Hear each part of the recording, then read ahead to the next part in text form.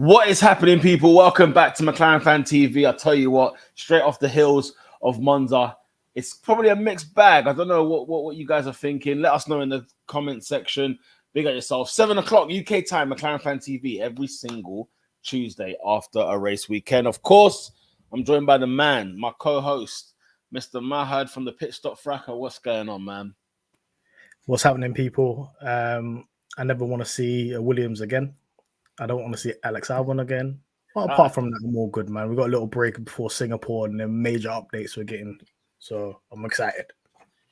Yeah, I left the Italian Grand Prix very much like, yeah, I'm glad there's not a race next week. I don't think I could take it. I don't really think I could take it. I was hurting still.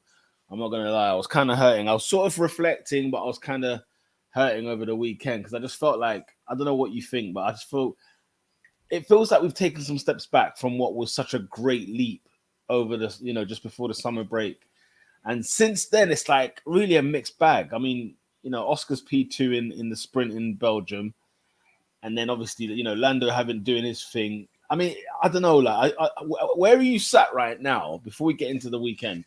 Where are you what's your feeling? Where are you sat at this moment in time with McLaren's performance?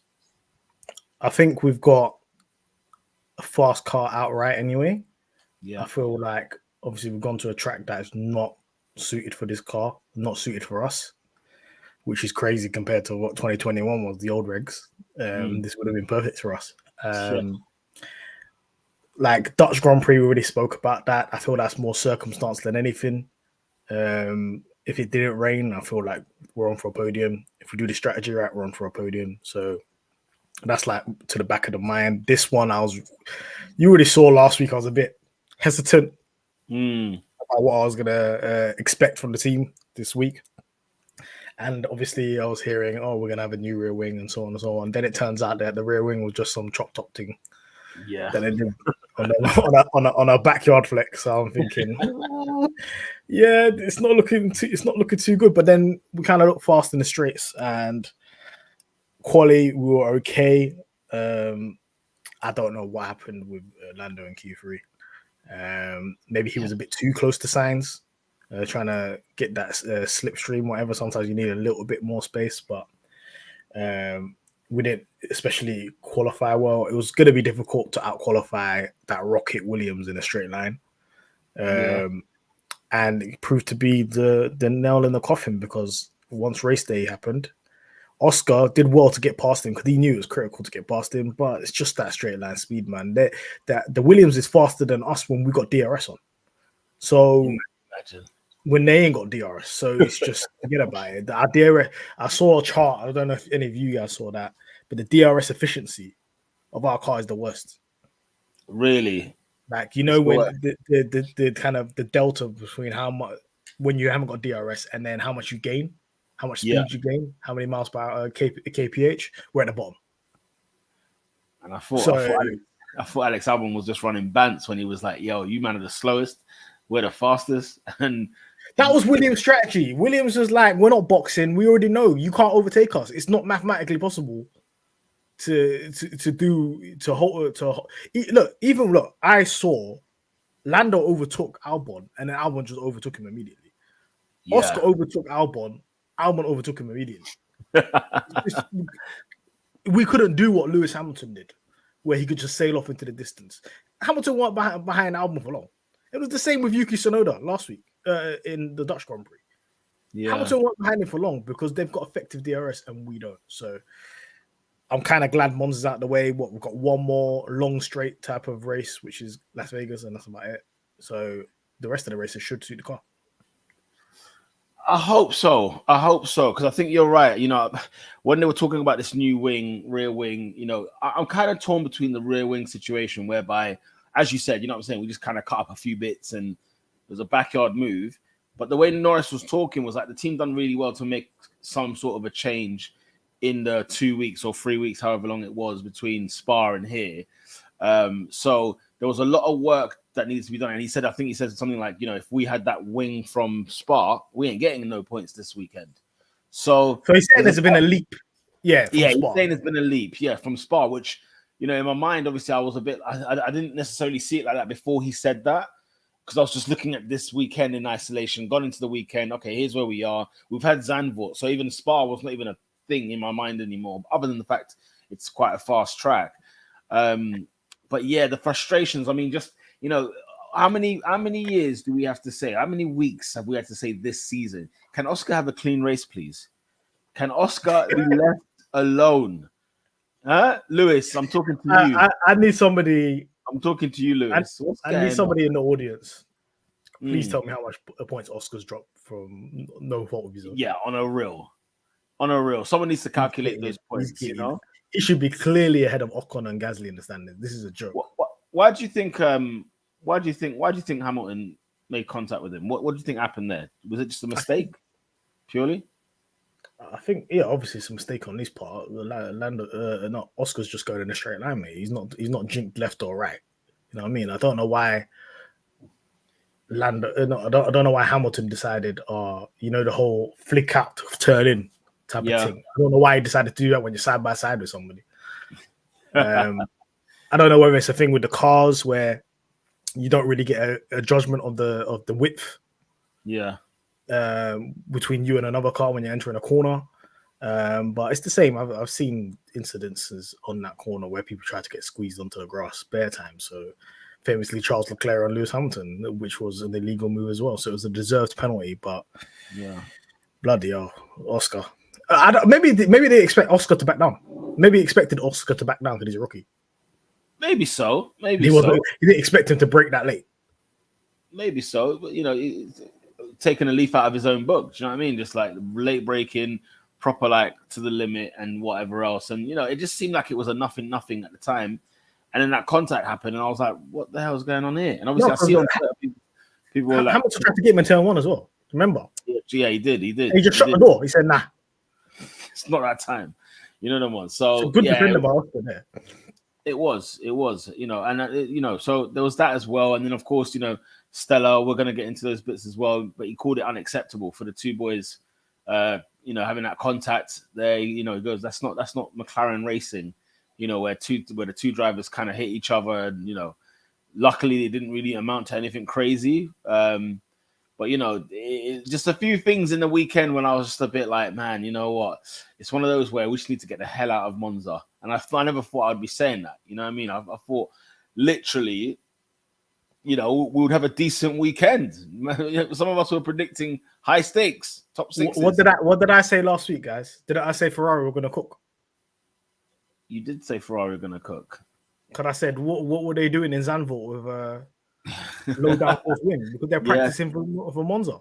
Yeah. Look what they did. They managed to get a podium out. They got 3-4, but which doesn't look good for us in terms of trying to catch them guys up. Because the target obviously is to catch up with Aston Martin and Ferrari. Yeah. And Ferrari look like they've got their act together, and Aston Martin, I don't know what's going on with them. Maybe that's the next target right now. But onto what you just said about Oscar and Lando, there should never be an incident when you two are hit banging walls. Yeah. Do you know how much of a bozo moment that would have been? That our two drivers possibly DNF and we're not even fighting for podium position. What's the purpose of it? I know Lando was frustrated a little bit in the beginning, innit? Because he was saying, like, look, I'm faster than Oscar, bro. Tell him to either pick up the pace or let's do something about this. So there was a bit of frustration there. But yeah, could you imagine if we had a double DNF or one of them? And then the other one would have been like 17th anyway, because it would have probably had damage. What? I've got a question. I don't know if somebody can answer this, but why did we stay out for so long? Again, staying out again. The thing is, though, it was. I know. It's like, okay, Alex pitted early. Yeah. If you wanna get Alex, you need to pit soon. You can't pit way later, thinking that you're gonna finish in front of him.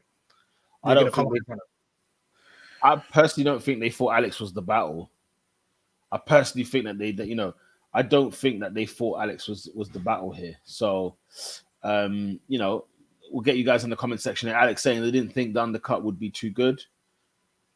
It's one of them ones where I think I genuinely think the team. And they're hanging out for a safety car, like how Hamilton was as well. Yeah, it was more like a damage limitation. Do you know what I'm saying? Like it was better than Shout out to Adam, big up Adam Heddle, who says it was better than Spa. We didn't get overtaken every straight with DRS. So it's them ones, isn't it? We got to pair Spa and Monza with this, because when you sort of look at it as a whole, it's a frustrating weekend. But then when you sort of think about it, it's like, okay, well, look where we were the last time we was in a high speed circuit like this. We would have been eaten alive, quite possibly. Big up everyone in the comment section who is commenting. Please let me know your thoughts on the weekend. We are talking McLaren business. If you're a Formula One fan, if you're a McLaren fan and you've just joined us, do us a favor, smash a like on the video and make sure you subscribe to the channel. Drea says a few months would have been 16th. So a few months ago would have been 16th and 17th in Monza. I'm sure of it. So this wasn't actually that bad. And think of Ferrari at Silverstone. They were P9 and 10, weren't they? It's very perspective this weekend, isn't it? This is going to be a very. I've moved on mentally. I didn't really check into it. I didn't buy into it in the beginning. I would have been happy if Oscar got points as well, and then it would have been a double points, get the hell out of here type of thing. Get 6 points, get out of here. Yeah. Obviously, the whole Hamilton situation, which kind of left a sour taste in the mouth. More so, I think I don't like the whole banging wheels, guys. I don't know. I don't want to see that again. For sure. We don't want that. I don't want to see that again. If there was some good racing, like, don't get me wrong, like if it's for the lead, I don't care. Do it. Yeah. Don't do that when you're like P7. What we fighting for? P7 we were fighting for 8. Even you saw Leclerc and Sainz fighting for P3. That's at least a podium in the home race. I can understand that, but don't be doing it for just random points, man. Yes. It's not necessary. Again, the comment section there. TSJ also, who says, petition to remove Las Vegas from the calendar before we've even been there. Get them out of here. Get that race out of here, man. I just saw something where it was like a general admission ticket or something like that, or standing only or something like that, and it was $599,000. Yeah, see you later, mate. See you later. Like, I'm not. I can buy a McLaren P1. Are they insane for a ticket? There was there. Allow me, man. Allow me. Nate says, give Mercedes some flowers. You man, including Williams, having a good engine. Yeah, you man, including Williams, have a very good engine. Say again. I think we got a good engine. Remember we were crying about, we need an engine. Yeah, we can shout out Mercedes there for that. They didn't give us a dud one. Yep, I'm saying you need. Not a dud one like Alpine. Shout out to Alpine. Hot Alpine, isn't it? Like, what's man saying? Really, what's going on? What's happening, Alpine? Huh? I mean, the Mercedes finishing behind Ferraris in general, that's concerning, isn't it? Like you said, Ferrari were gearing themselves up for this, but both Ferraris finishing ahead of both Mercedes, I don't know. That just didn't sit well with me. I was like, there's something not quite right there. But horses for courses, no? Horses for courses. So that's it. Outside Drea with the wink. What's going on? What's happening? Welcome. Canadian Gringo says the wind has left our sails, it looks like. I just feel like AlphaTauri has had more drivers points. Sorry. Yeah, go on. Go back to go ahead. Go. AlphaTauri shot's crazy. That shot is crazy. Or do we call him Hugo Boss Racing? No, I don't know. How many points? What these men got 2 points, 3 points. They got 3 points, all Yuki Tsunoda doing it. And they got 4 drivers.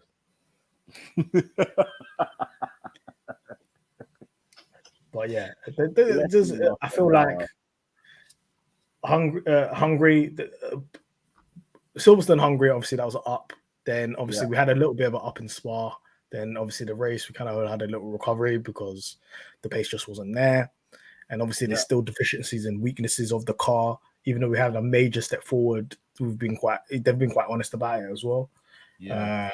I say Dutch Grand Prix was just bad luck, or just self-inflicted bad luck. And Monza just was never going to happen, man. If I didn't see a brand new rear wing that actually was not cut up like it was in DT class, I would have had more promise. But I don't feel like even now it's even worth the investment to have that, because most people are never going to use that rear wing again. That they used for that race. So let's just hold the L and let's go to a track that we actually cook at, because last year when we had a rubbish car, we could have got a podium in Singapore. What, Singapore? Yeah. Yeah, all we can do is look ahead to Singapore, man. Singapore is it could work in our favor, as you said last year. We cooked when the car was dreadful. Best reactions though. Let's look at the positives, guys. From this Italian race, innit? So, best reaction off the line, Piastri and Norris. Yeah, that's a good thing. And because we spoke about Norris's reaction times off the line before. Yeah. To be right up there, P1, P2 when it comes to reaction time, loving it. Pit stop, fastest pit stop of the weekend. Yeah, again. Norris, it was like, bing! Yeah, again, what was it, 2.13? Or something like that. 2.13 or 2.17 from what my memory is. I saw something like that. Yeah. Lightning stuff.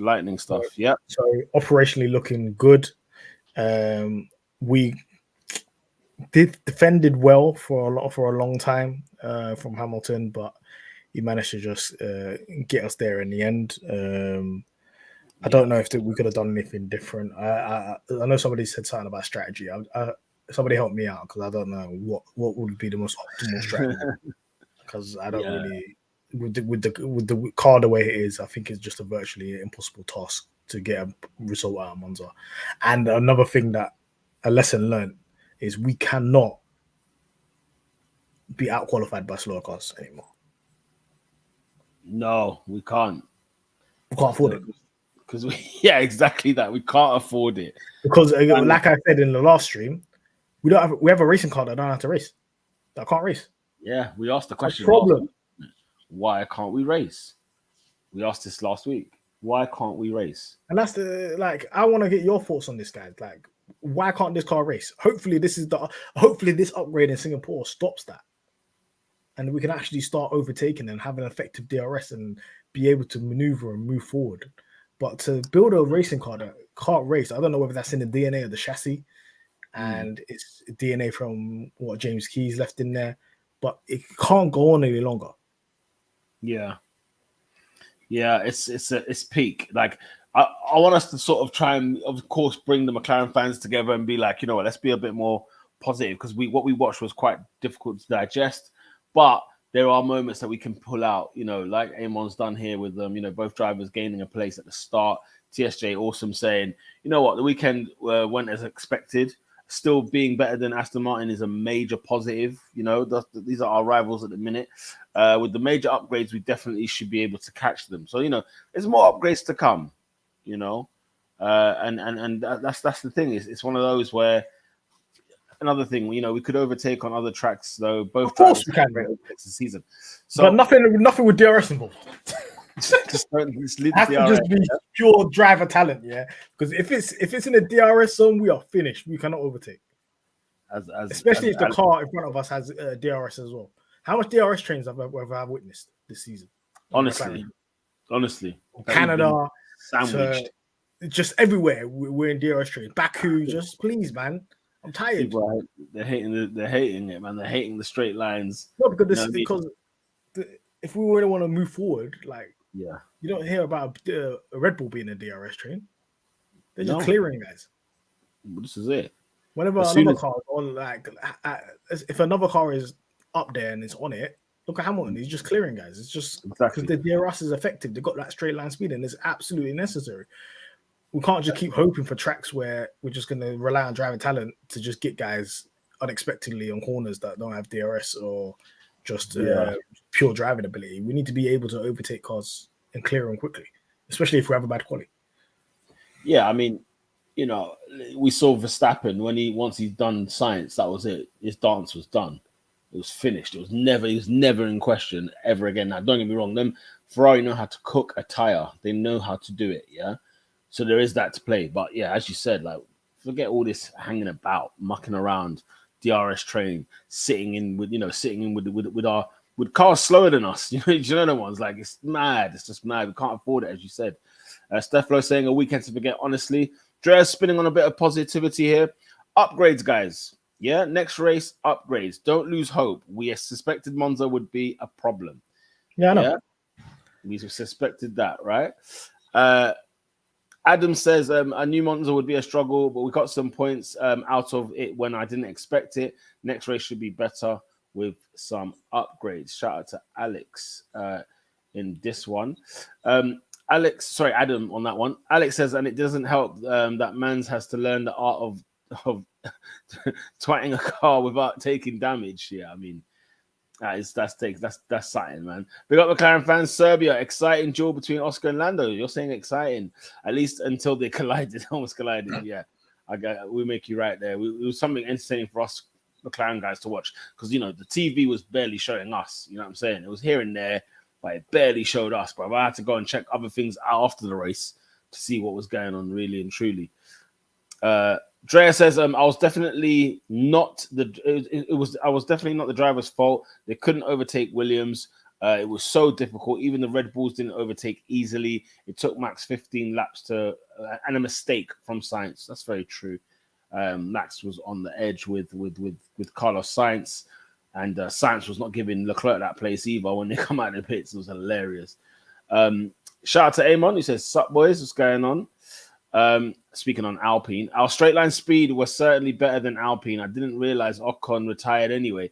Alpine had a shocker. They had worse straight line speed than us. Alpine stink. Do you remember them days when they used to say, "Oh yeah, Alpine's overtaking McLaren. McLaren are finished." Blah blah blah blah. I tell you right now, last year was the outlier. They're not finishing ahead of us ever again. It's a joke, man. Organization. I'm waiting for Andretti to buy them. Just get over and done with. Just get over and done with. Get them out. Renault out of here, man. Yeah, it's they are fast, man. They've been a fast for years, and they're the Ferrari of the midfield. Like they just are. Do you know what I mean? Like it's just a mess. Amon says, "I want to say our pace was very similar to Merc. I'll take that as a win." Would you say our pace is similar to Merc's? Yeah, I'll say so. Let's just describe the criminal that we call out, Alex Albon. Alex Albon, decided, you know what, I'm holding my position, but if you compare his pace to George Russell in front of him, this guy was losing seconds a lap. Yeah, it got to a point where it got to like 19 seconds.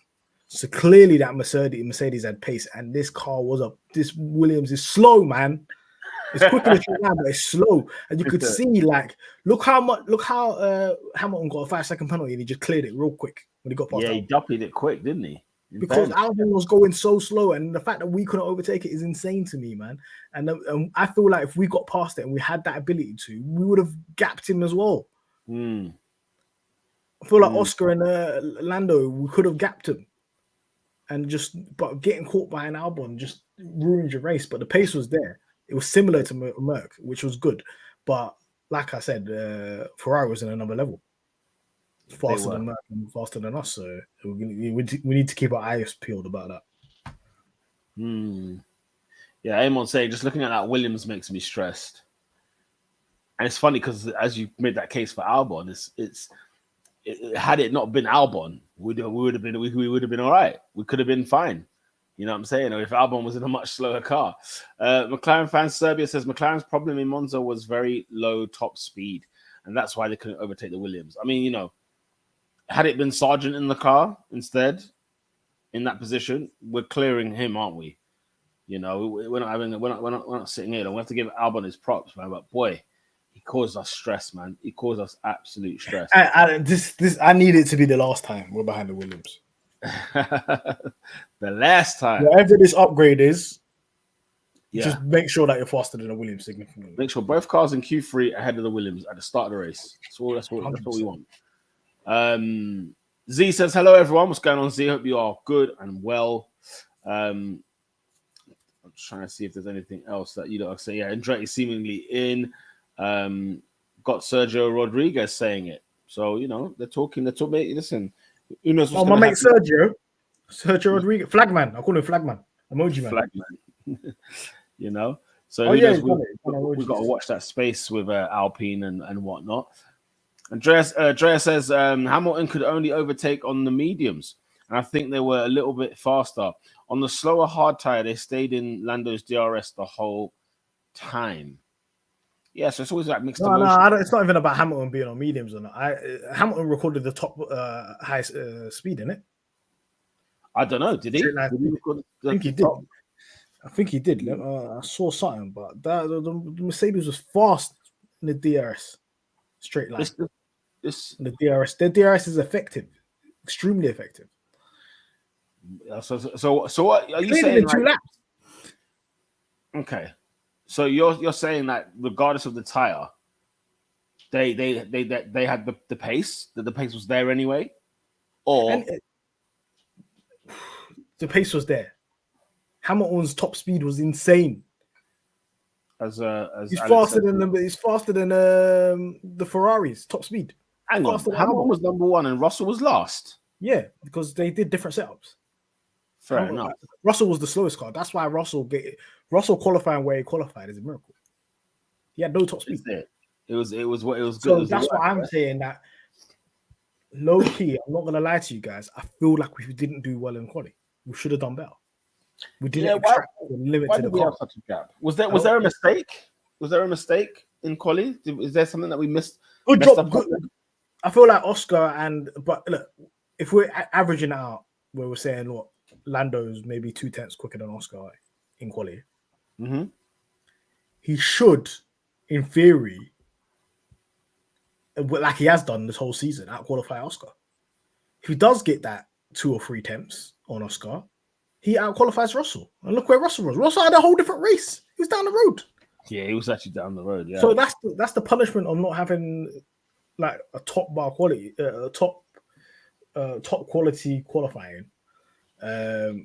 Your race gets ruined, and obviously I'm not gonna stick it on Lando. Lando's like phenomenal. He's been doing absolute madness this whole season, but so you kind of see, look, this is what happens, and I think maybe we should have been a little bit more tactical about giving each other toes. Yeah, I know that I could see it all weekend in quali, like in the quali sessions, that Lando was always trying to go out behind the Red Bull or behind the Ferrari to try and get that slipstream, but maybe just work with each other, maybe get a double slipstream, something. I don't know, but I don't feel like I feel like think about Sainz done his pole lap without a toe, so maybe it is better to have cleaner. Yeah, probably it is on a circuit like that. I mean, they were showing an image. Whose front wing was it? There was an image of someone's front wing where they were getting behind the car, and then the wing was flapping. As soon as it cleared the driver, the front wing was not moving as flexible as it was before, and it just seemed like that dirty air really does make a huge bit of difference. And yet, I thought this new kind of model, these new type of cars were meant to be like we're meant to reduce that dirty air, probably much better than what it was, in the previous regime, but previous regulations. But who knows, man? It's a lot. Amon says the incident with Lewis hurt so much for me, man. The overtake was already done, and Blood thought he thought the turn was to the right. If Oscar finished P9, he would jump both Alpines in the standings. Do you know what, Amon? Our time's coming, man. Alpine is not our issue. Alpine, we'll clear them. Oscar will clear them. Oscar's clearing them. Don't concern yourself about Alpine anymore. You're right. You're right in terms of the frustration, and I know exactly, of course, what it would have meant had he finished in the points. But yeah, I'm not even worried about that. If Oscar doesn't make it ahead of those Alpines by the end of the season, I'll be gobsmacked. I think it's pretty much a guarantee. I'll be gobsmacked if he doesn't. That's how I feel on that. Reincarnation, big up yourself, says maybe we're relying more on our wings and body for downforce rather than the floor compared to others. Well, I thought our floor was good. What's going on? What do we think? Maybe we're relying on our wings and body for downforce rather than. I have no idea. I can't lie. It's interesting, man. That's a good point. It's an interesting point, but I have no idea. Because you got to wonder, like, why is the downforce an issue? Is it the wing? Is it the body, or is it the floor? Are people spending more time around us? Yeah, but everybody says, "Oh, is it the Red Bull floor or not?" And like, I don't know. People are saying it's not the floor; it's something else. Something to do with suspension or something. I wonder, like, because the weather there was not too bad, wasn't it? It was just a standard day. It was a hot day. It was just, yeah, it seemed like it was almost boring. Like we didn't have any drama. But I almost felt like, thank God, for once we ain't got no drama, no rain, no nothing like that. But we probably we want that to be the case. We want to have like rain. We want to have mixed weather conditions because that probably works best for us. When things are all over the gaff. Treya says, I think Lando messed up his final lap in Q3. He said that, but it can happen. I think he was too close to the other cars in quali. That was suboptimal. Suboptimal. What's that mean? Suboptimal. Suboptimal, yeah. Suboptimal. What's the matter with me? If I saw the dash, I would have been like, yeah, standard. Yes, I do remember Lando saying that he messed something up. I can't remember what sector it was, but he did say he messed it up and could have got better in that. So there was that to contend with as well. Alex says Checo backed up more than Lando thought. Checo backed up more than Lando thought, and he was too close to him going into the behind Checo. So I guess so. I thought he was behind Sainz. I guess so. But that's just me looking at the radar. But I thought he was behind Sainz. Yeah, I couldn't tell you who was. I thought it was Charles, Max, Perez, Sainz, Lando, Oscar, or somebody was between Oscar and Lando. I can't remember. The point reincarnation was making floor more efficient and less affected by following compared to wings. So the floor is you need the wings to be more effective, and the track lines are. God, you do. You certainly do. Dre says, I think a little bit of a problem was also the heat. Okay, track temperature was very high. In that regard, our tires didn't die like at the beginning of the season. So that's actually true. I thought we were finished tire wise. Mm-hmm. And then we ended up like Piastri was leading the race. Yeah. That's how long we were out there on mediums. Yeah, I guess, But again, we have this conversation. Why are we having cars that we're making for a specific moment in time? Why do we not have a car that's ready? I think our tire goes better. I think our tire there goes better than Mercedes because Hamilton's tires died. he was on hards. He just died completely out there. But isn't the point that we want? Okay. Don't we want our tires to at least be a bit more optimal? Do you know what I mean? Like not as in die early. Weather dependent tires. We got I feel like we're particularly good at, the hardest compounds. I feel like these were the softest compounds this weekend. I think we're like C1, C2, C3. Yeah, I think we're good with C3, C4, C5. That's what Zanvor had. And I thought it was the other way around. I thought I don't know if they use the same thing as in quali, but like quali they used wasn't it the 3, 4, and 5? Oh, it's 5 the softest. I'm losing my mind. I don't know. I don't know why. I just thought. The guys will correct me in the chat, but I thought because we did the whole format, didn't we? All hards in Q1, all mediums Q2, softs Q3. Yeah, so, no. C5's the softest. We're good with C1, C2, C3. Right. Why did I forget that? It's been a long day. So that's weird. Anyway, so with the softest, our tires weren't cooking fast enough, but on the hardest, they cook better. How does that work? I just don't know. It's the relationship with the chassis and the tires. This is the bit where this is where they get the degrees. That's where the I'm going to bring Bryson on. You know them ones. Bryson, man. He'll be the one, bro. That's how people make their money in Formula One, boy. Because there's stuff like that they will just get to a T. But yeah, C0, Alex. C0. I've not seen that once. C0-3. No, yes, C3 obviously to C1, C2. But have they used C0 this season? I ain't seen that. They said they made like an even harder compound, but I don't even know. But we'll see, man. We'll see. I ain't seen that. Dre says they talked before we would get a new rear suspension, the last 25%, and that never happened. Yeah, it never came. So I'm curious about Singapore upgrades. What will they be? Good question. What are we expecting that to be? Because if I go to... Go ahead. It's supposed to be the big upgrade. It should be it should be an equal jump to what the Austria upgrade was. I'll read you a quote from Andrea Stella, the bad boy. He says, our journey will take a bit of an acceleration in Singapore, where we'll have some new parts to fight for better points.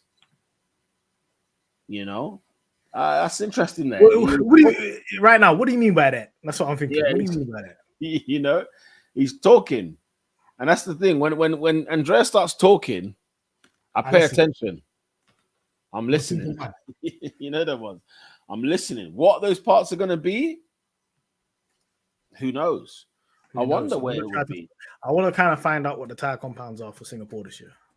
I wonder what they will be, what those upgrades will be. Let's have a guess in the group, in the chat. You know, what do we think now? What do we think the upgrades will be for Singapore? Amon says, I prayed so hard for a red flag when we were P1 and 2. Let me tell you, man. The prayers were not strong enough, my friend. Huh? I needed that Verstappen DNF. I needed that McLaren 1-2. Verstappen nearly had an issue at the end. He was slowing down, man. I saw his time going down. I was like, what's going on here? Bro, I was relying on flying downwards. I was relying on Sainz to just to mess it up, bro. Just to mess it up. I thought Sainz was just going to claw him. He didn't do it. You know that bit when Verstappen's like, "Oh, that was naughty." I thought, "Here we go. Here we go. There's a bit of bite now. Here we go." I was waiting for it, man. I need that. That's what he said. Oh dear. Drea said, "Yeah, they had the softest tires this weekend, as we mentioned." So I got what we got following logic. Singapore. Yeah. C5, C4, C3. Suzuka C3, C2, C1. And Qatar is C3, C2, C1. See, Qatar's the win right there, bros. Tell you right now. Qatar's the win. Suzuka and Qatar are the wins right there. Qatar for the dub. It's our favorite tire compounds. The tracksuit sauce. If the upgrades cook, they'd circle it. I know everyone's talking about Singapore, but I'm saying Suzuka, Qatar. I will be up at 5 a.m. Suzuka. I will be there. Rags. I said 5 a.m. You will find me by getting on that stream. Acumen LFC says we should be using the new rear wing we brought at Zandvoort and a new floor and new side pods. Holy smokes. You think we're going to be bringing all of that to one go? Could you imagine we just came in with like a new car? Like, do you know what I mean? Could you imagine? You know? It's one of them ones, man. But it's a shout out to Nath who says, evening lads. Listen, ladies and gents, I see a special guest coming down the wing, yeah? Trying to do that, you know, that Oscar Piastri down the right side, yeah, with Hamilton trying to block him. But you prevailed. You've prevailed. I want to welcome people to the stage, ladies and gentlemen. Big up to Nat G Racing. What's going on, my G? What's up? How you guys doing? Yeah. Jeez. What's going on, man? Damn. Welcome. Thank We've got you. a fellow McLaren fan here. Yes, indeed. Of course. Scenes we like to see, man. What's going on now? How you doing? All good, man. All good. It was a few hiccups along the way, but nothing can stop me in it. I hear that. I got to ask you before we start. Okay. I'm going to have to ask him. Yeah. We need to know your McLaren story. Okay. We need to know your favorite McLaren moment. What made you become a McLaren fan? Who's your all-time McLaren favorite driver? Okay. My story starts when I was about like 6 or 7, when Jensen was winning the title and with Braun, and basically he moved over to McLaren. I was very influenceable, like, if you know what I mean, like, you know, what I see, I was like, okay, yeah, I like that. And when he came over to McLaren and was doing his thing, I became a fan of his. And then that McLaren fandom and support grew with him. Yeah. And as you can guess, that's my favorite McLaren driver. Just because I just that livery, that team, him and Lewis getting along, 2 Brits as well at the time. It was just love at first sight, if you get what I mean. And yeah, it's just kind of been that way. Even when he left, I stuck with McLaren, and that was during bad years. So you can tell. You was in the mud. You can tell I was loyal just by that. Yeah, it's been good. It's been good, even though, you know, obviously, last few years have not been as good as the glory years. But you know, we're recovering, and that's the story that'll be like the most beautiful when it gets to the top again. Trust me, the journey we've been on now, even this little bit where we were absolutely dog shit at the beginning of the year to the step forward to Silverstone, you can kind of see the progression and going along with that journey, especially the dark years. I Oh call my, these the Honda dark years. for real, The man. fact that we had possibly the best driver period in Jenson Button and Fernando Alonso, I just decided, let's give him a piece of shit. Yeah. And we What? suffered. Yeah, But listen, I'm loving the Jenson Button love. Jenson Button, underrated driver. for real. Underrated, yeah. Yeah, no, if you've joined the team when it's like, you know what, we headed straight in the mud and you're still here, you know what I'm saying? Not many can, at least I can hang on to the 08, I can hang on to the 98, I can hang on to them times 99. At least I got something to still hang on by. But the fact that you came in and I mean, I don't even know how many race wins you've seen since then, because it's been, in 2010, 2011, of course, 12 and whatnot, there were moments there for us to be winning races, right? But it was never straightforward. It was just never straightforward at all. So big up yourself, man. Whereabouts are you from? Are you UK based? Are you?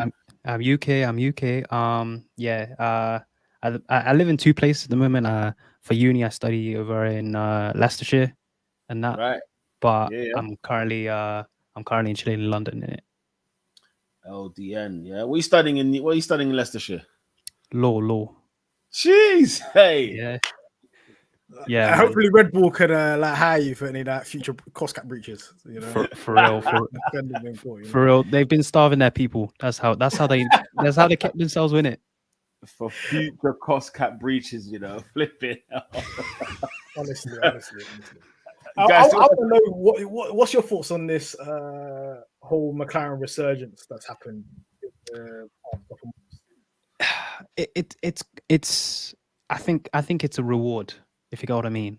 Like it's just like we spin in the mud for so long. Like people just don't realize how difficult it has been. Like this team has always been good. Like always been good. And then last few years, it hurt. It hurt big time. And this resurgence, I think it was needed. And I think it was needed to keep our drivers happy. It was needed for all the people to remain motivated, and for us fans just stick around, And the start of this year, we knew it might be bad based on like everyone's talking and everyone going, yeah, this car is not developed well, all that technical stuff. But to see the car in person in Bahrain, 6 pit stops. You was in Bahrain as well. I was in Bahrain. Oh my god! I was suffering. I was there. Oh my, we 6 were pit stop Lando, horribly suffering. Man. Yeah, I remember I was like near. I was basically turn 1. Yeah, there, that stand there, and even in the practice sessions, I was just seeing Oscar and Lando fighting for their lives. Yeah. Just everybody else just driving smooth, and then these guys are like oversteer, understeer. It was just like horrible. If you were there also in testing, were you there in testing as well? No, I wasn't there in testing. No. If you saw the amount of time they locked up into turn 1, you just knew the car was not going to be good anywhere. Oh dear. Yeah, I mean, it was rough. The body language at the launch said it all. You know what I'm saying? When the livery. When I saw the launch, and I saw that James Key weren't there, I said, "This brother's been fired."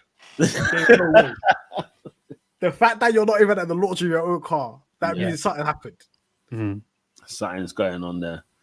Yeah, I mean, when you go back to that, you honestly, you've got to thank God that how far we've come, man. Because even just as it's going back to March, April time, February time, it was just they're two different teams.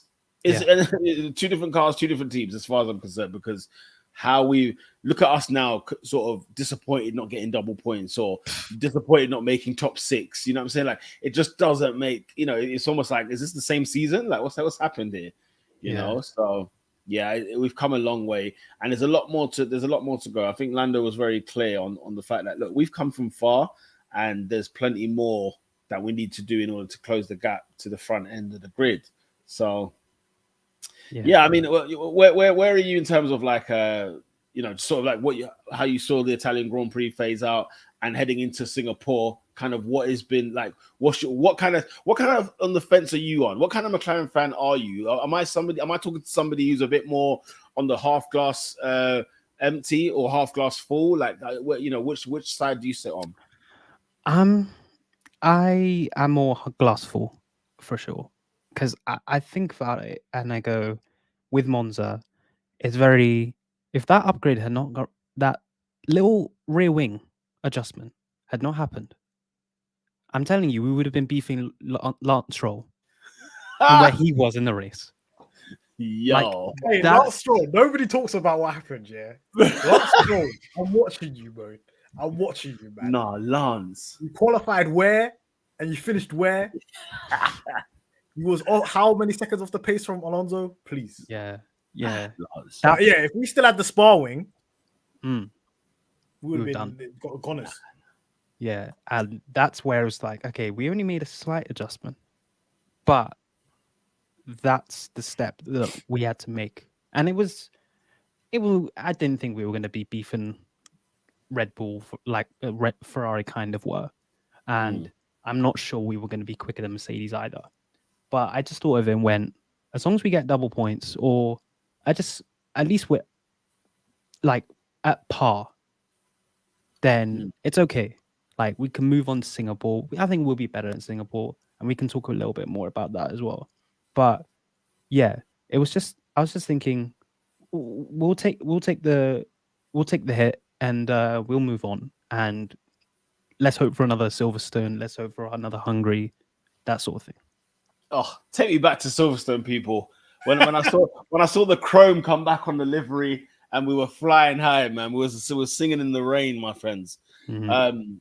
Yeah, but yeah, I like that. I like that stance from you in terms of that sort of the half full, because like, if it's so easy to be negative and be sort of like difficult and be at the team, and there's we've got 101 reasons why, and in other sports as well, people are very quick to be ranty and quick to be like, they're not really on this. But then when you actually kind of look at it from a whole, like you actually look at it on a perspective, McLaren have given us sometimes, some moments this year, as you've mentioned, those races there where we would have never expected it come to the start of the season. We would have never ever thought we would actually be there.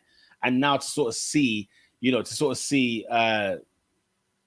the fact that we're here now, sort of fighting sharp end of the grid, talking about pushing the Aston Martins, the Ferraris of this world. When Aston Martin at the start of the season were technically fighting Red Bull, weren't they? They were the ones that were going to be the ones that are going to win a race if Red Bull don't win one. Yeah. And so yeah, it's absolutely insane. I tell you what comment threw me off, Mahad, because I was trying to talk here, and here he is, Minton. Yeah, you need to get hold of your dog. Someone get a hold of it. This is unacceptable. This is Team Albon, wasn't it? Giving us absolute grief. Absolute grief. Shout out to the crew. Guys, in the comment section, please ask some questions for Nat G Racing, of course. At Nat G Racing, welcome. Everyone's saying welcome. I like your attitude. Thank you, man. Thank you. Half full. And hashtag in Stella we trust. Are you in Stella we trust? Of course. Of course. I'm saying you've bought into it. You've bought into it. Absolutely. What's your thoughts on Andrea Stella?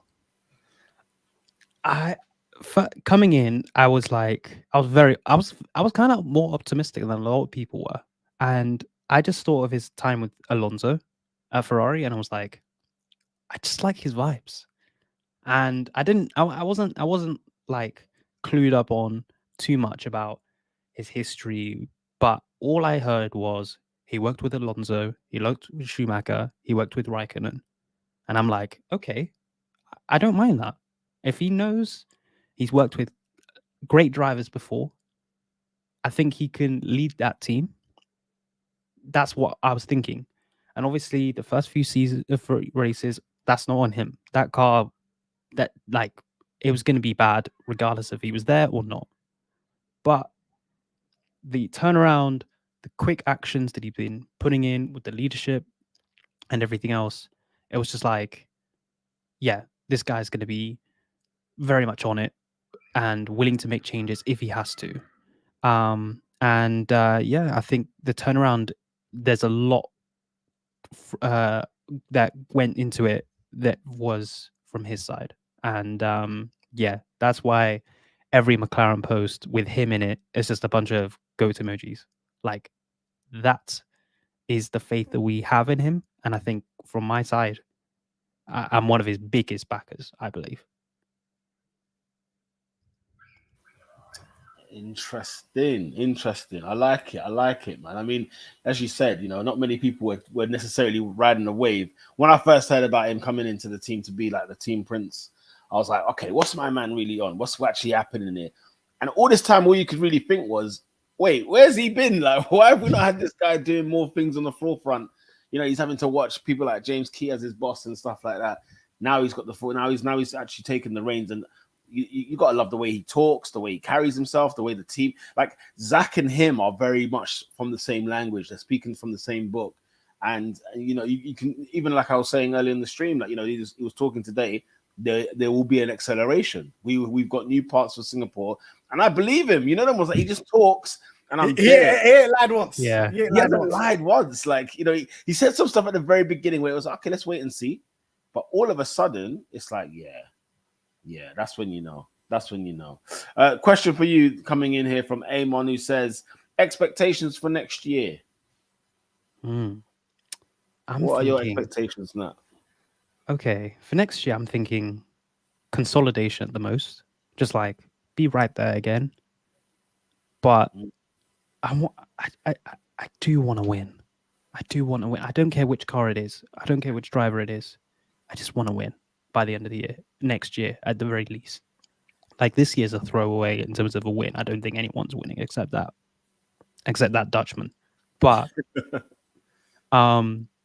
next year, I'm thinking just be right there again, and hopefully at a Silverstone where we were good again. I'd overdose. For real. Oh my god! You would have shut me up if that happened. That'd be like a 1-2 and Monza again. Oh my, yes. If only we were doing this channel, as you said, Mahad. If only we were doing this channel 1-2 in Monza, dancing on Ferrari would have been lit.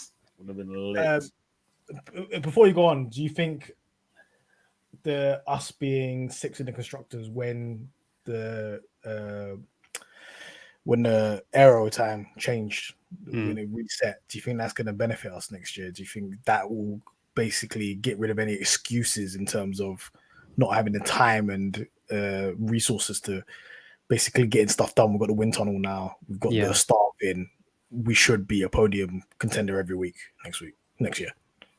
Yeah, I think that's fair. It's it definitely helps. I do think that it just means that we have that for the rest of this year. We have that advantage for the rest, being 5th probably. Who knows if we can still be catching Aston and Ferrari? We don't know. But for next year, if we're 5th and that first 6 months of next year as well, like, it does definitely help us. And I think we just have to be efficient with it, though. As long as we are efficient with it, and with that new wind tunnel, we should be producing good results with it. So, I do think there is an element of expectation, but at the same time, I think everything's kind of being put in place. And I think by the end of this next year, I'm thinking that's when we've really got kind of no excuse. And then obviously 25, that's when, everything's been done. Everything is there. Oscar's going to have those 2 years by then. Lando's going to go into his final year of his deal. And also he's had the experience, and hopefully consistent experience, of being on the podium a lot. And maybe win by then as well. So then that's where the real expectations are. But 24, just being on the podium more often would be nice. And I think that's where I would say expectations should be. Yeah, bang on there. I think you're bang on with that. I'm with Drea here as well. Next year, I actually want to have a good start. You know what I'm saying? We've had 2 years with terrible starts. That can't happen again. It should Give me a podium in Bahrain, man, please. I'm begging. For real. Not every year just sucking in Bahrain, just being horrible. Yeah. You know, yeah, you know, we can at least let it at least be as good as 21. Aim on saying like if we just complete preseason testing without any catastrophic problems, it's already an evolution. Absolutely. I mean, yeah, we could do, you know, that definitely. It's not even a question. Like I think, you know, the fact that we are at least be at the very minimum how good we've been this year, as you said, and then from there start to push on and have those eyes as well lit for 25 to just really get going and really like say, yo, we've arrived. Okay. Yeah. You know, 2025, no excuses. We should be winning races. Look, Rob Marshall's in there, David Sanchez is in there. yeah, All the people that are in place, this whole new technical restructure. Yeah. And having tunnel in operation, having the new factory, having everything in place. If a car is not a race winning car, then this is like the kind of build up that Ferrari had when it was like when they were tanking in 2020 and 2021 and we're like, oh, we're gonna go out the blocks in 2022. We got to come out in 2025. Bahrain 1-2. There's no excuses. You have to. There's no more excuses. That's when the board needs to start looking at, yo, Zach, are you the right man to be leading us here? People heads start rolling if that's the case, because you built up and put all this financial infrastructure in place, and you got the maybe possibly the best driver lineup in Formula One contracted down for that year. Yeah, like although I don't know if Oscar, please, can you just sign an extension, please? Because I'm hurry up. He luckily he does have an option according to reports for 25. I need to know what side has that option. If it's Zach, you need to give him the option right now. Yeah, whoever's holding that option, pass the envelope over. Give him his raise, whatever. Sort it out. I just wanted to discuss. What did you think of, obviously, the little incident we had in Italian Grand Prix between the two drivers, between Norris and Oscar? Is this like a symptom of things to come, or do you think Stella's just put his foot down and said none of that, no wheel banging? I mean, if his quotes after the race is to be like, I don't know, like interpreted, I think he's gonna put a foot down. I think because I didn't think he needed to be quite as brash about it. He was like, for those who don't know, he was like, basically, this was unacceptable. They shouldn't have been making contact, and they were a bit selfish, basically, if we're implying what he said. But I just thought of it and went, that could have happened in Hungary. It was literally the same incident, and they kept it clean then. So it's just a tight place. Turn 1, turn 2 happens, and I think, yeah, it was unfortunate, but obviously no damage was done. So we should be definitely grateful, even if later on in the race it didn't mean anything for Oscar. Yeah, I just think we didn't need to pit that late. It should have been a few laps earlier, because we were just using the best pace of those tires, trying to overtake cars who we were definitely going to be quicker than, even on those, or even with the disadvantage on the straights. So by maybe pitting 2 laps after Alex rather than 6, that could have been the opportunity to then, on those first laps, when we're right there with Alex, with Lando, we get past Alex, and maybe with Oscar, we get past Alex as well. And that might have helped us. It protected us from Lewis. But yeah, it was again quite a questionable strategy. But ultimately with the contact, I didn't think it was that like ridiculous, if you say. But obviously, you know, the result of it is probably what's influencing what I'm saying. To be fair, I'm not really fussed about the contact and stuff like that. I'm only fussed about it when it's for nothing points when we were at risk of just DNFing each other for no reason. Like if it was for a podium, like if it was for like how Sainz and Leclerc were fighting, and that was us, I would. That's rich people problem. I'm like, okay, thanks. We're still getting a podium out of this. Doesn't really matter. But when it's like for another position, I'm like, this was not unnecessary. Yeah. You have to be more in the teamwork mode if it's not for a podium or a win. So maybe an adjustment of the mentality for that. But what did you think of Hamilton? Sorry, on two before you go on to the Hamilton one.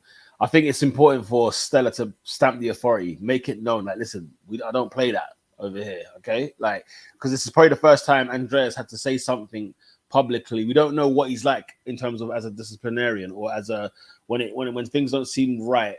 That is like if he's had to tell someone off, how does he handle it? How does he do it? And I think the fact that we've seen that from him now, we know what kind of precedent he's going to be setting throughout the rest of the season. Also, I ain't brought a car to look this good for you guys to go ahead and start hitting each other. That's not why, we ain't come this far. I felt like there was a bit of that in play where it's like, look, guys, don't, we got away with it this weekend, but no mucking about. I literally got us a car that's got us here. Yeah. The last thing I want to now do is start having this contact. So I think there's twofold is kind of what I felt as soon as we started to delve into this subject. But yes, Mahad, you were talking Hamilton versus Piastri. Yeah, but obviously, I just want to get your thoughts on the contact and your read of the whole situation, because clearly Piastri's race was over at that point. Yeah. Honestly, I do not understand how people didn't think that was a penalty. Like, honestly, like people were saying, I think Anthony Davidson, when he was analyzing the contact, was like, yeah, he could have moved a little, like, onto the grass? Is that what you're asking him to do? Like, come on. There was no more space to even move anyway. There was literally maybe like 5 centimeters. But what are you asking him to do? Like, it was just ridiculous, honestly. Like the overhead, like of the contact replay was clear. Like I'd get that it's a very narrow part of the track, De La Rocha chicane. It's narrow, I get it, but you can fit two Formula One cars, onto that bit of space, onto that bit of track, and Hamilton was ahead at the apex. He didn't need to do that. In the end of the day, it ruined his race and Oscar's race, and Lewis got scot-free, basically, because he managed to still finish ahead of Alex. He managed to still finish ahead of Lando. Yeah. He ate the time there, didn't he? Oscar was driving in the straight line. He did not turn left or right. All he did was brake late. Yeah. It was Hamilton that jinked right to turn left, like he wasn't there. And then there we go. Like, exactly. Race ruined. Obviously, Oscar did well to get back to the pits, put a new wing on. Straight away, put fastest lap out. I was like, whoa. Yeah.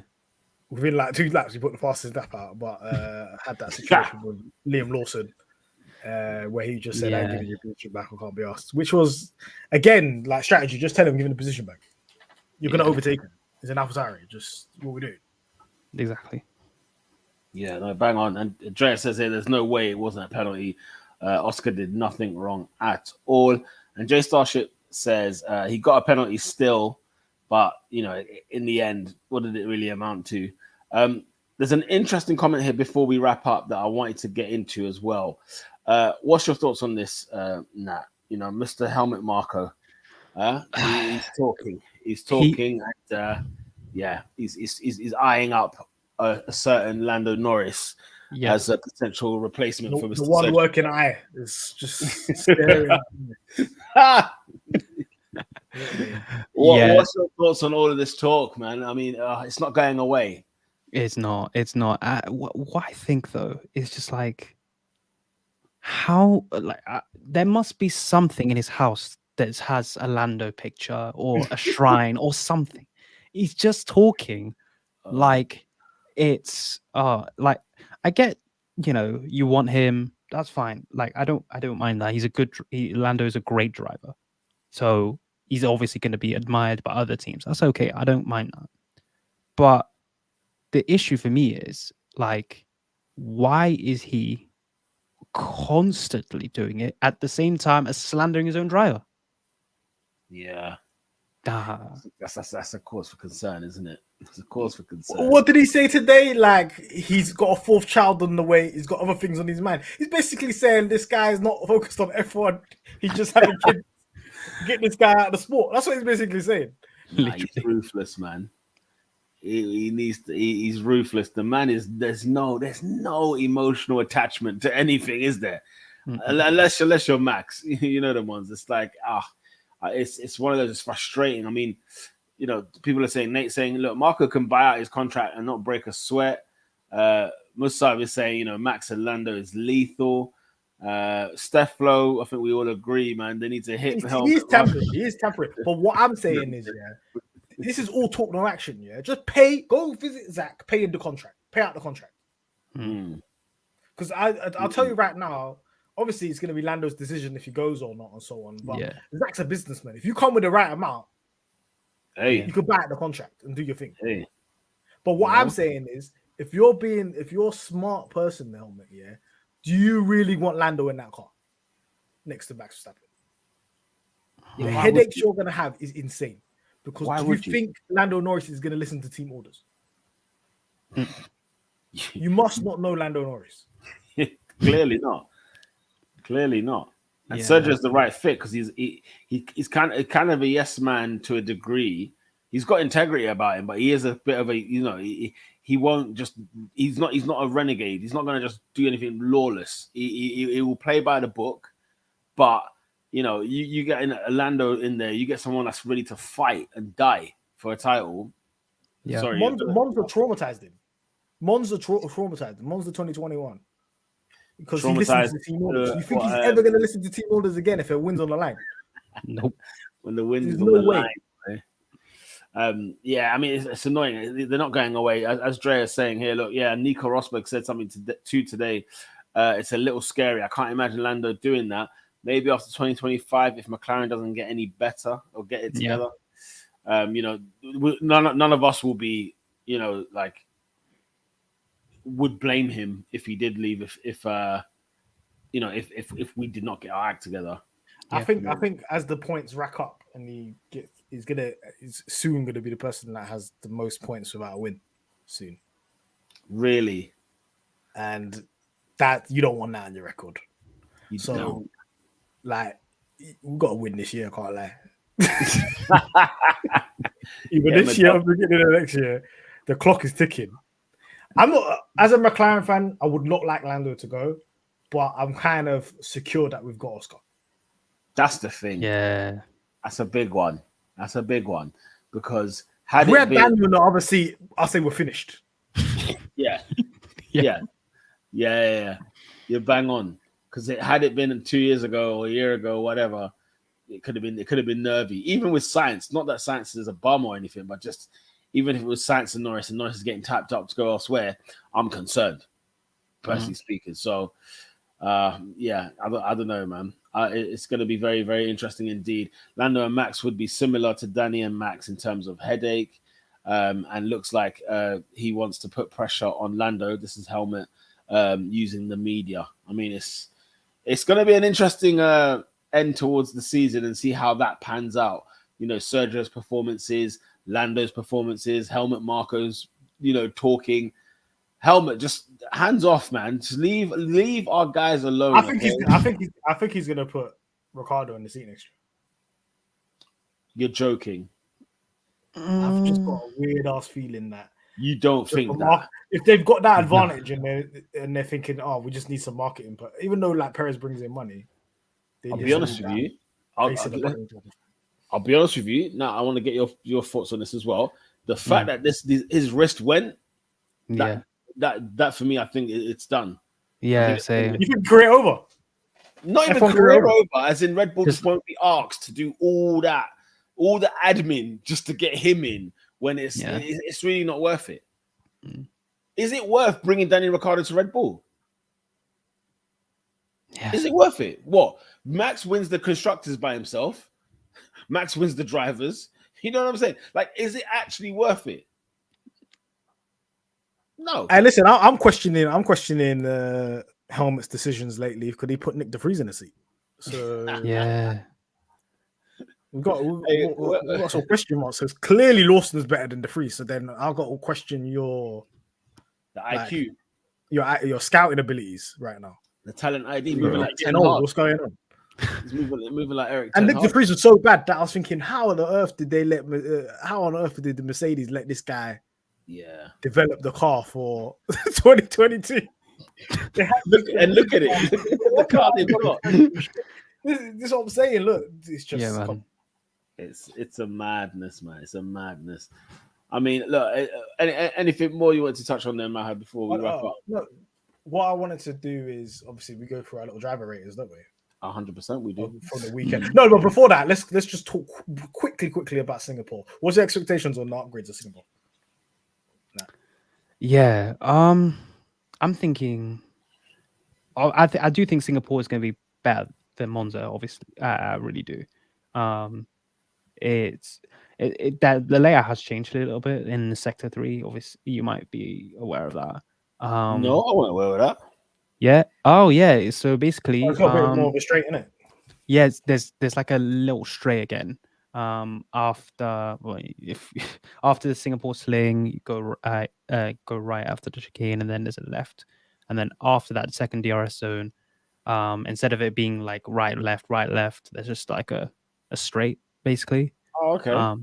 Yeah. So, but I think of Singapore and I go, it's a predominantly low speed corners.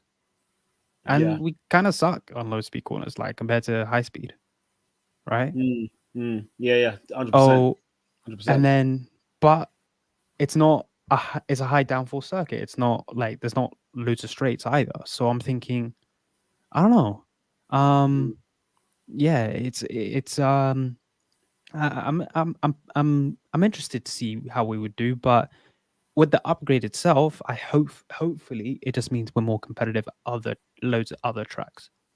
Yeah. Like, I hope we are maybe not even necessarily Silverstone good at every track, but like at least, Austria, right? Yeah. And if we're like that strong where we're third or fourth, but like right there, then on a lot of all the rest of the season's tracks, I'm thinking Brazil, I'm thinking Qatar. I think Qatar is going to be great for us as long as we can get the load. As long as we can sort out the tires. I said that. I just said that before you came on. I said, look, the circle Suzuka, circle Qatar. The win is there somewhere. So, exactly, for real. Wow. What's your expectations, Mahad? Singapore. Expectations. I just need to see this car a little bit more drivable for Oscar and Lando, for them to not really to feel a little bit more confident braking late. Feel get the most out of the situation. So maybe suspension upgrades. I'm not really expecting a rear wing since we're not going to have a long straight apart from Las Vegas, which it could be a kind of throwaway race.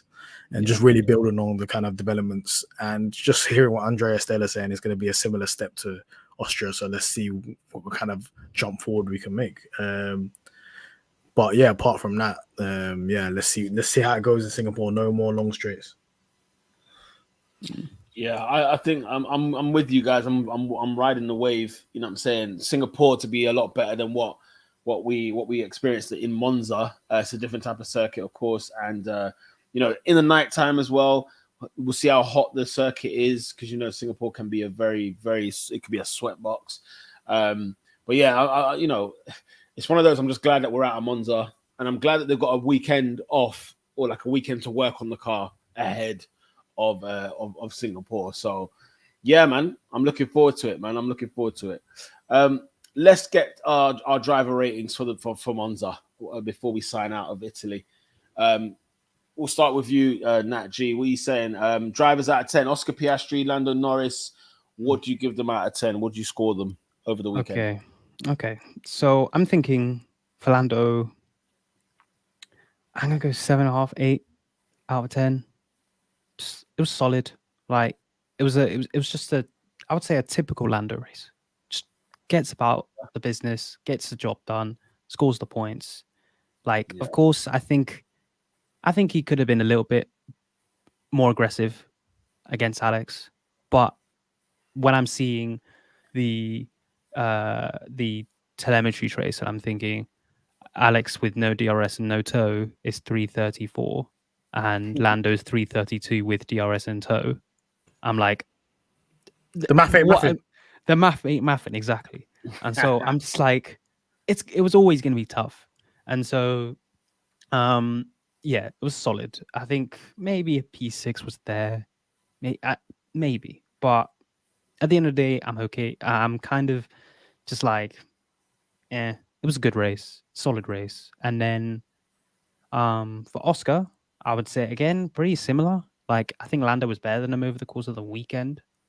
But yeah, out-qualified Lando again, pretty good. Like, second time in 3 weekends, that's really good. And then the race, I thought I had a good start getting past Alex, and then Alex got him back. And then from there, it was just like, yeah, good pace, really good pace. And I think he wasn't really at fault for anything either. So, yeah, I'd say a 7.5 again. So I think they were pretty similarly performed, I think. Okay. Mahad, what are you saying? Quite similar. I'm gonna say 7.5 for Oscar, and then I'm gonna say 7 for Lando. I think with me, I just feel this is gonna be the most dumb criticism ever. Yeah, but I feel like Lando lacks terrorism. He needs to be a little bit more of a terrorist driver. Because if he gets Albon a little bit scared, like Albon's not really sure what this guy's gonna do, I think he gets the move done. Because you have to be a little bit more creative. If you haven't got the pure speed and you're trying to do clean racing, you kind of have to just drive like how Sainz was driving a little bit in that race. Yeah. You know, just over the edge a little bit. But apart, that's my only criticism of him. I think you're limited by the car. The math wasn't massing. The DRS effect of this car is absolutely useless. You could see that for 2 races in a row now, we're in a DRS train with Lewis Hamilton. We're in front. We can't do the overtake. Lewis Hamilton, the second he gets to that car, he overtakes him in 2 seconds. Same with Yuki Tsunoda in the last race. This car cannot race when it comes to trying to just do a DRS overtake. It just cannot do it. So hopefully that gets improved in Singapore. So yeah, 7 and 7.5. Okay. Yeah, I'd probably say 7.5 for both. I think Lando seems to still do as he does. At the end of the day, it's what interesting what you said about the terrorism, because I think he's selective with it. Because for what it was worth, can I be asked to fight Albon, a man who I've been stuck behind how many times? How many DRS trains have I met with this year with this guy? And then I get to where P6 or wherever it was at the time. It's one of those where it's like, I think if it was a podium situation or even like a top 4, top 5, I think we see a bit more of an aggressive Lando Norris. That's me just guessing. I'm just guessing it based on what I've seen of this driver over the couple of years, where I feel like his demeanor is that way. I think even when he overtook him, he got overtook straight away. Same for Oscar. So it doesn't really matter if he overtook him. We saw the example of Oscar, and then later on, there's a sort of Norris as well. Like he overtook him during the later laps, and then just immediately got overtaken again. So what's the point? Exactly. The car is the problem, as you said. So as you say, the car is the problem. It doesn't race. It can't race. And the fact that he still slots it, like Lando gets points in his sleep. The ones in a McLaren where you just think, okay, because what race was it when we had a stinker? What race was it? We had a stinker and he finished P7. I'm trying to remember. I can't remember what race that was now, but it was before the break, and like we were flapping about, like we were messing around, and then he somehow put the car P7, just slotted it there. We went near the back. What race was this now? It's gonna bug me, but he literally just put it back in P7, and it was like, yeah. No harm done here. Like it would have been. Oh, was that Spa when he drove? Was it Spa? Okay, it was Spa. Okay, Spa. It was with the weather and everything. Yeah, again, that was another race I saw in person. I was like, I saw the screen when just before the rain came. It was like 60 seconds behind Max, And then when the rain stopped, it was 52 seconds. My man was Chance. flying, He was on fire. and that saved his race. So, yeah, it did save the race. So yeah, big up to Lando Norris. Oscar as well, who knows what would have happened without the contact with Lewis. He did well. He did brilliantly in qualifying. I'll probably even I want to give him an 8, but it's just he finished P. What was it? 12? Was it 11 or 12 in the end? No, you have to give him a negative for not giving the position back. That's just racing IQ. Come on, did an illegal overtake. Just give the position back, man. Just give it back. No reason. Yeah. It's demos. Yeah, you take the hit and we move on. But yeah, it's yeah. I'll go 7.5 for Oscar because he's done well to beat Norris. If you beat Norris in qualifying, you've done bloody well. You've done good. Even if Norris has made a mistake, you've done bloody good to do so. So I'll give them 7.5s each. Yeah, the team. How about the team? Out of 10, strategy. Pit crew, obviously, yeah, they were mad. Pit crew 10. I need to add this as a new banner. Do you know what I mean? Like the pit crew are a different level for us this year. Words fail me in terms of just how well we love what they do and everything like that. 2.13 seconds is a mad thing. The pit crew get 10. It's consistent. It's every week, man. Yeah, it's every week. It is every week. Yeah, pit crew. What are we saying, peoples? Strategy. I'm not. Yeah. Yeah. It was mid. It was mid. We've been mid for a little bit now. That's the weakness, man. I'm telling you now. I've said this last year as well. So the strategy is the weakness, man. Yeah, strategy is the weakness. We might be British Ferrari. Oh, British. That's Ferrari. harsh. That's harsh. That's too much. That's too much, man. We got the French Ferraris down in. Their strategy is quite good sometimes.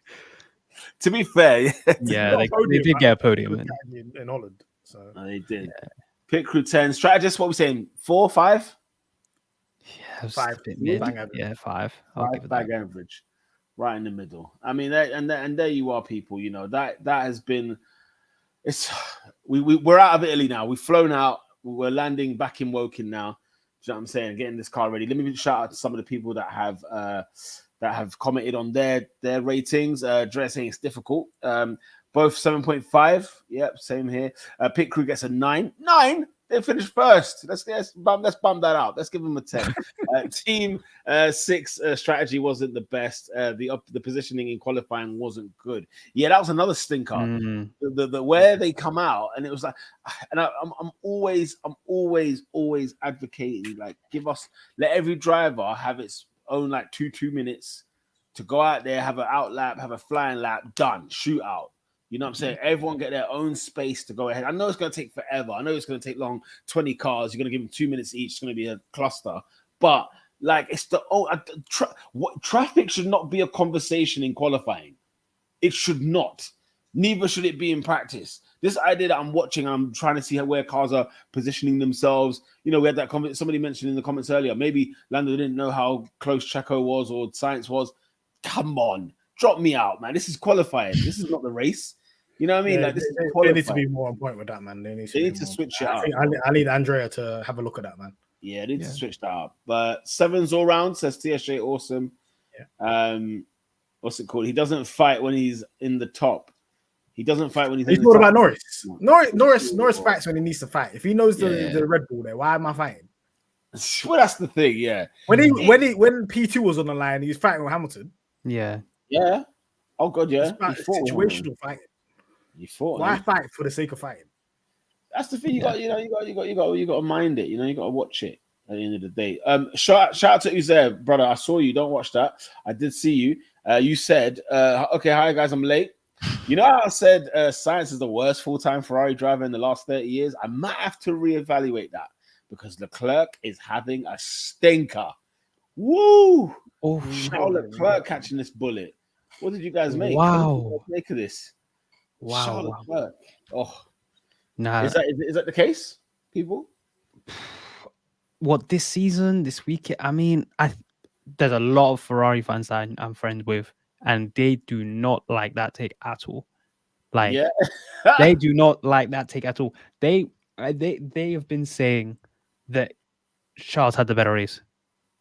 That's what they've been saying. I don't know I if they're don't know, man. I don't know about that because, like, you had a car faster on the straight than Max and DRS, and you just decided, let me just fall out of DRS and let me not back the beef.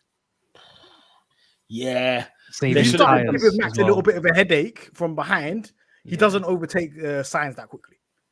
Yeah. and you know Verstappen will get flappy quick. If Leclerc's putting him on that press, mate, we would have seen Sainz is trying to back Verstappen up as well. exactly. Like, trying to slow him down. You know what I mean? Like, We would it have was a poor seen performance from Leclerc, I think. we would have seen for the first time Max actually be under some serious pressure and actually have to fight for the win. He ain't fought for a win all year. You know what I'm saying? And I know, yes, it took him 15 laps to get past Sainz and da-da-da, but you heard the Red Bull engineers. You heard them on the radio.